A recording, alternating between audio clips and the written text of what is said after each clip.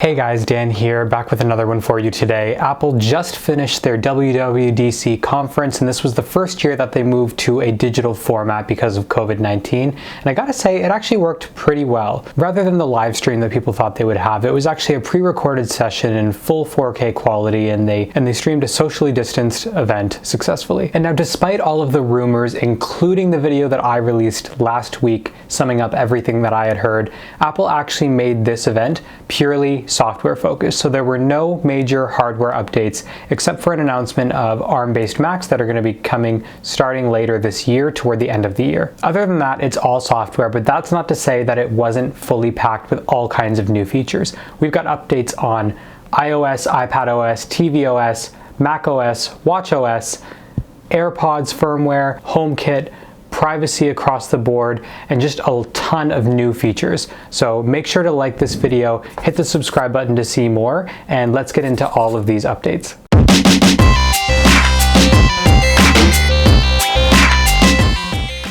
So we're going to talk about iOS. I wasn't very excited about this announcement going into it because I heard that this was going to be sort of the S year of updates, kind of like an iPhone S release where they just focus on very minor tweaks. But I was actually pleasantly surprised to see a lot of different tweaks, and that all starts with the home screen. So the first thing that I'm going to talk about is a new app library. When you're on the home screen, you can swipe through all of your apps, but that gets daunting when you've got 7 pages of apps that you're going through. They've now eliminated this with the app library. And this is kind of similar to what people were expecting when they heard about that new list view that could be coming, very similar to watchOS. However, it is very different, and it's going to work much better than just a standard list view. When you're on your home screen, you can swipe over to the side. As soon as you go to the far right, you're going to be able to see a brand new, what they're calling app library. And this includes a collection of all of your apps grouped together by their categories. It all starts with a suggestions box on the left, which has all of your smart suggestions, kind of like Siri had before in Spotlight. And next to that, we have recently added, so anything that you've recently installed.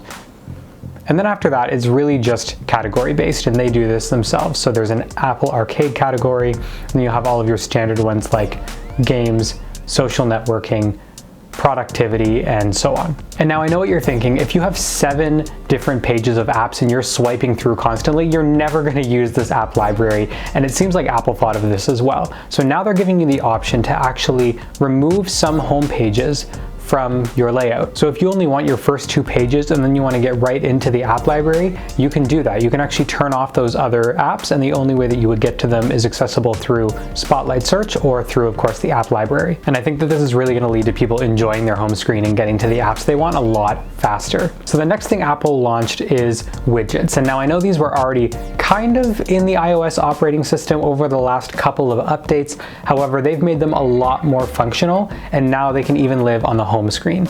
So a lot of the apps that you know, a lot of the different widgets that you've seen are now redesigned, and they're redesigned with the customer in mind. So there's a lot of different features that you're going to be able to use, and that all starts with changing the size of all of these widgets. Now you can have widgets that span 2x2 icons, so it just takes up 4 in a square. You can also expand it to 2x4, where it's a larger, more complex widget, and then you can expand even further with some app screenshots like Apple Music taking up 3x4. And when you place these, all of your icons will just move out of the way to make room. And with this, as you can imagine, they're redesigning the Today view, totally revamping it to work with all of these new icons, and you're able to stack them in sort of a grid layout rather than just having them all stacked vertically on top of each other. So that'll be really interesting to see. And another great thing about widgets is what they're calling the Smart Stack. So if you don't necessarily want one widget on your home screen, you can actually choose to put the Smart Stack, and Siri will automatically show the correct widget for the correct time of day for you, and you're able to swipe through them, or it'll just display the right one when you need it. Another great enhancement that's coming across the board is going to be picture-in-picture natively across the whole system. So you're going to be able to watch a video, close the app, and it'll automatically put that video in picture-in-picture, and you'll be able to resize it, move it anywhere around the screen, not just snapping to a corner, and you'll even be able to slide it off the screen where the audio keeps playing, and the video just disappears with a little arrow indicator. One thing that I immediately think of is the YouTube app. Will it be supported in this? And if so,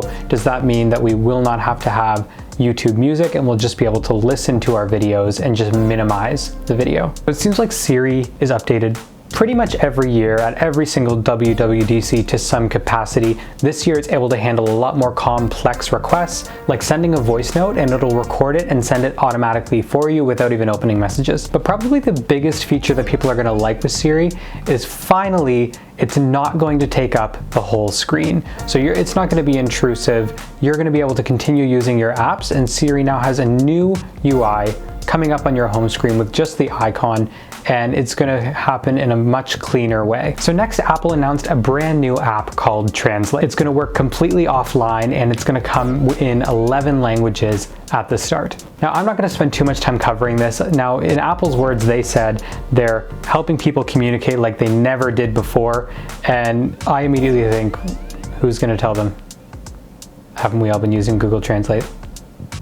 Next we have messages, and this is only going to be a massive update for people who really have a lot of group chats and that sort of thing. Aside from that, it's going to be a minor change for some of you. Now you've got new features like marking a conversation as unread, or if you want easier access to a conversation, you can pin it in messages.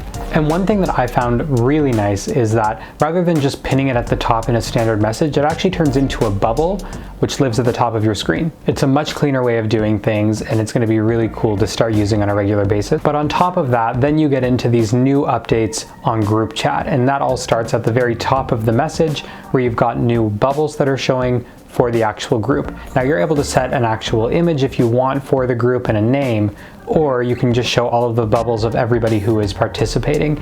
And it seems like the most recent person to respond in the message shows up the largest in that cluster. Obviously that's nothing revolutionary, but it is a little UI experience that I think people are really going to enjoy. In addition to that, you're going to have new group features like mentions and replies to specific threads. The replies will be managed in a collapsible bubble. So you click on the bubble, you'll be able to see all of the replies, click it again and it'll collapse so you can focus on the entire group chat. So that's going to keep group chats way more organized than they were before, and you're going to get more attention to the messages that you are needed for. And of course, it wouldn't be WWDC without them showing an update for Memoji. There's going to be a lot of new customization in terms of age, as well as accessories like face masks. And that's pretty much everything for messages, and it's carrying out across macOS as well as iPadOS and iOS. So next we have Maps, and we know that Apple announced a brand new redesigned Maps for the US last year, and now it's going to be expanding across Canada, UK, and Ireland as well. And a really large feature that's going to be coming now is more environmentally friendly directions. So rather than just having car, walking, and transit, now you're also going to have a new cycling feature, and that's actually going to allow you to plan the best route for you or in the greenest way possible. The cycling experience was clearly very well thought through. It's going to come with a bunch of new options like elevation, so you're going to be able to see at a glance which is the easiest route to take. It's going to notify you if there are parts of the trip that you're going to have to walk upstairs for. It's also going to take into consideration busier roads as well. So if you don't like traffic and you want to stay on a calmer route with perhaps more elevation, you can choose to do that. And one more thing that a minority might be more interested in is EV routing. So if you have a hybrid vehicle or a fully electric vehicle and you need to find a charge station, Apple Maps is now going to do that automatically for you. If you enter in your car details, it will find the compatible charger for you along your route and plan it for you with minimal layover. This is something that they say is going to totally eliminate range anxiety, and I think it's definitely going to go a long way for that. Okay, so next we have CarPlay. There's going to be a couple of new enhancements here, some of which we already heard about, like the rumored wallpapers that are going to be coming. They're going to be dimmable, of course, in light and dark modes for when you are driving at night.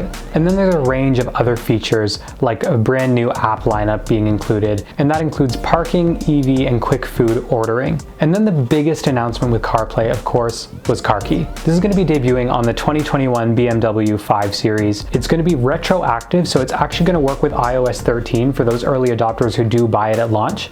It's also going to work with iOS 14 across the board, of course. So they're essentially making your car key digital. You're going to be able to use NFC with your iPhone to unlock your car. You'll have features like sharing your car key with other people with full access or just temporary access for a select amount of time. You're going to get notifications for when they arrive. And one thing I found interesting, and this hasn't been confirmed yet, so I'm going to do a little bit more digging, but it seems like once you unlock your car, in order to start it, you're actually going to need to place your phone on the charging station so that you're able to start your car. And this feeds into the whole distracted driving thing. You don't want to be using your phone while driving, but it will be interesting to see if they do limit you from using your phone, or what happens if, say, you take your phone off the charger while you are driving. Is it going to send an alert? Or are you going to have to dismiss a screen like a CarPlay splash screen or something? It'll be interesting to see how that works. Next we have Apple Clips, and this is very similar to something we've had on Android for a while, but it's essentially just a trimmed down version of an app for very specific functionality. So say you want to order a coffee on Starbucks, but you don't want to download the entire app to do so. You will now have a version of Clips that you can pull up without actually downloading an entire app, and you're able to order your coffee and then just dismiss it altogether. And they're taking a couple different strides to do this.